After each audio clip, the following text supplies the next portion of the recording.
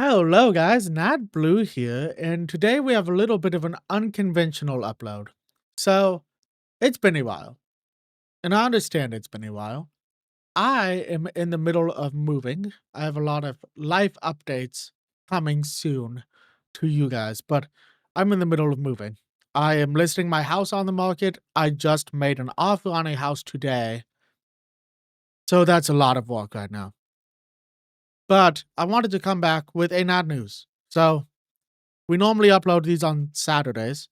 This one's going to get uploaded on a Monday, hopefully, if I can get things edited in time. So we have a lot to go over because it's been like 2 weeks since my last upload. So we are going to take that off. I mean, I guess we can talk about the background for a little bit. There's nothing back here because I've boxed a lot of stuff up. There's one Funko Pop still on the shelf, but I just haven't gotten to it yet. And hopefully I will soon. This room does look oddly dark, and I don't know how to fix that right now. I think it's just because I put a cover on my ceiling light, so there's just not as much light going back there, and I don't have a light back there right now. Hopefully that's something we can rectify with the next house. So, to start us off, the dire wolf has returned. And I know that's not the entire story. If you want to know more information about this, I would recommend watching Hank Green's video about the dire wolf. I think 2 videos. He's done 2 now. But the basis of this is that a company has brought the dire wolf to life, technically. Now, they are 99% gray wolf DNA, or like 99.9% gray wolf DNA, but they took things from dire wolf skulls and implanted them into a gray wolf. So it makes them a little bit bigger. It has a few dire wolf traits, which is the closest we've gotten to a dire wolf coming back, but it's not entirely the full story to say that the dire wolf is back. It's mostly a gray wolf. Now, it is still super interesting because the idea is that we could de-extinct animals, which could be interesting, but not entirely good most of the time. So a dire wolf, a woolly mammoth, all of this stuff, the environments don't exist anymore. The world has changed a lot. There's new bacteria, there's new animals that they would have to interact with. The environment doesn't exist. But there are some animals that are just dying off. So this could help with endangered animals that aren't endangered because of habitat encroachment. So that's something that Hank Green talks about a lot in his video. The main reason for extinctions is not hunting, it isn't food supply, it's the fact that the habitats have been getting destroyed by humans. So it's kind of tough to bring an animal back if it doesn't have a place to be. So it is some really cool stuff there. I know that they said that they can breed red wolves, which is great because there's a smaller number of red wolves now. So that will help a lot there.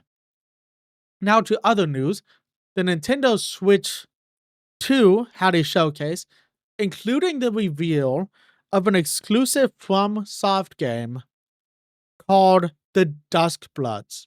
So the Dusk Bloods looks like it's a spiritual successor to Bloodborne.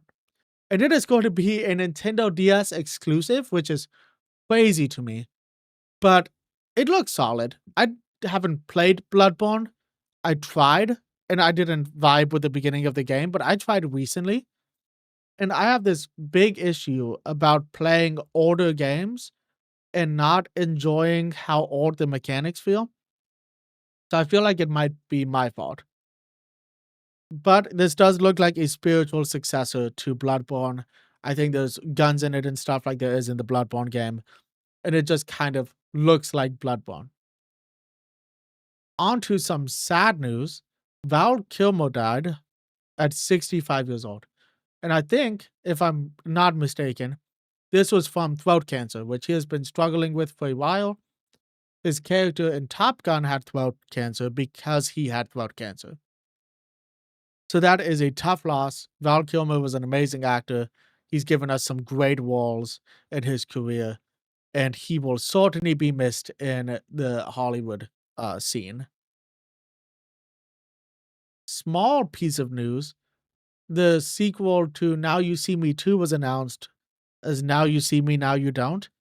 And that is the entirety of the information I have about the sequel to Now You See Me 2. So I don't know much about what's going on with that movie. It is a solid title, but it is a weird thing to name the third movie in a trilogy. But it seems like this is the title that people have been asking for with the Now You See Me movies. They want Now You See Me, Now You Don't. People have been begging for them to name a movie this. So that's exciting. And then also at the same convention, I think it's like CinemaCon or something, Spider-Man 4's title was revealed as Spider-Man Brand New Day. And I really like how the logo looks for this. I think that's really sick. But Tom Holland revealed the name through a video on stage, and I think it's going to be great. Hopefully, we get to see a more street level Spider-Man. I think that would be really fun. We haven't really seen a street level Spider-Man in a while. Um, and it would be cool to see one that isn't necessarily engaged with the Avengers. It isn't fighting like a big threat and just gets to focus on Spider-Man himself. No Tony Stark this movie. Um, no multiverse this movie. I think it would be cool to see Spider-Man just get to be the friendly neighborhood Spider-Man. I do think Sadie Sink is in this movie, and they have not announced who she'll be playing yet, so that could be interesting. I'm interested to see who she will be cast as because there's a few theories floating around. Some people are saying Jean Grey. I think there's another one, like a fire hero that I can't remember the name of because I never read those comics, but I'm excited to see where they go with Sadie Sink. And then lastly, I wanted to talk about the Minecraft movie. So I watched the Minecraft movie last weekend, and I would have loved to do a review in the moment, but I needed to get my house ready for a showing. So I don't know how I feel about this movie. I feel like this is kind of a common consensus now. It's a good, bad movie, if that makes sense. There's some hilarious parts of this. The chicken jockey thing was great. I love the song that Steve sings about the chicken, different chicken, but there's some great parts about this movie. I think the worst parts about this movie are the characters. Jason Momoa's character seems like he doesn't belong in this movie at some parts. And then like the realtor slash parent figure character just doesn't get to shine enough. That actress is so great. And they just don't give her enough to do. There's a really cool side story going on there with her running like a petting zoo and everything on the side. But they just don't dive into the character much. The sister feels like she should have been in the movie more because she seems like she should be the straight man. And I don't understand why she's not more present in the movie. It's like they realized there were too many characters and split it into two separate stories. The young boy, it's kind of like the whole, oh, he's a genius and that's why people don't like him trope. And they get to Minecraft, the world of Minecraft, and they realize that he's such a creative guy that he can flourish in this world. All he really does is make the um tater tot launcher, pretty much it.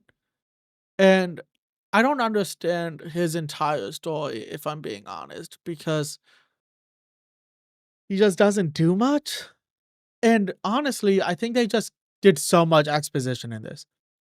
There's a scene where they just keep repeating that they don't have any family, pretty much. It just keeps getting brought up over and over again. They're like, oh, our mom died, and her last wish was that we live in this random small town. They don't explain that. I think there's a small theory that it could be like uh the son of Steve or something, but I don't know because they don't mention the dad at all.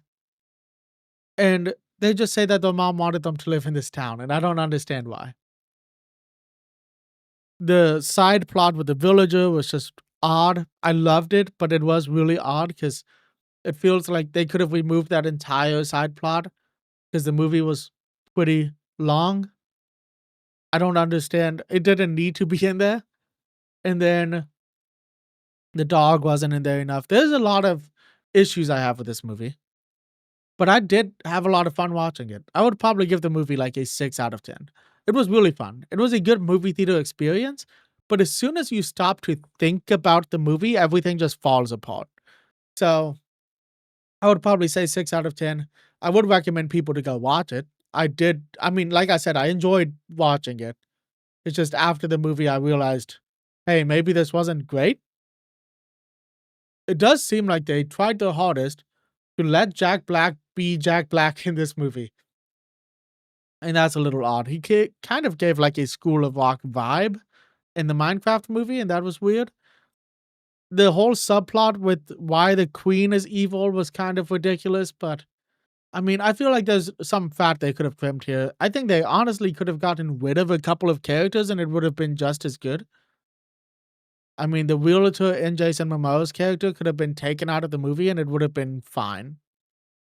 So it does suck that Val Kilmer's cameo got removed after all of that drama with Jason Momoa, but I understand that's how this kind of stuff works. So that's my review of the Minecraft movie. Honestly, I think that might be all of our news for today, which I thought this was going to be a longer episode because it's been so long since I talked to everybody. I will say, starting next month, I think maybe the end of this month, but certainly in May, I will be posting new videos to NatBlue Gaming. So if you haven't checked out NatBlue Gaming, I would recommend it. That's where I'm going to be posting all of my gaming content. Right now, my friend Joe and I, who some of you might know as Crimson Chaos from my old gaming videos, are playing Split Fiction. And we've made decent progress in it. I'm trying to finish the game before I start posting any of it. But we're playing Split Fiction. We might play Schedule 1 on stream soon. I'm looking into, is it South of Midnight? I should know the name of it. Yeah, South of Midnight. I'm looking into South of Midnight. And then Blueprints looks pretty good. So I might be playing some other solo games soon. I need to finish Guardians of the Galaxy. I need to finish Black Myth Wukong. I really want to do another Elden Ring playthrough before Night Rain comes out. I would love to do a full Baldur's Gate playthrough. I have a lot of video games in the pipeline. So watch out for that. I think after I'm done catching up the backlog, which, like I said, will be next month, that channel will go down to one weekly video because I don't have enough time to record 3 gaming videos a week and then 2 videos on this channel and videos for my podcast that I'm a part of, Quickies. So a lot of stuff coming up soon too that I will be excited to announce as soon as I am able to because there's still some stuff that needs ironed out. But thank you guys for watching this video. I really hope you enjoyed this. I hope you got some interest out of the stuff that I care about.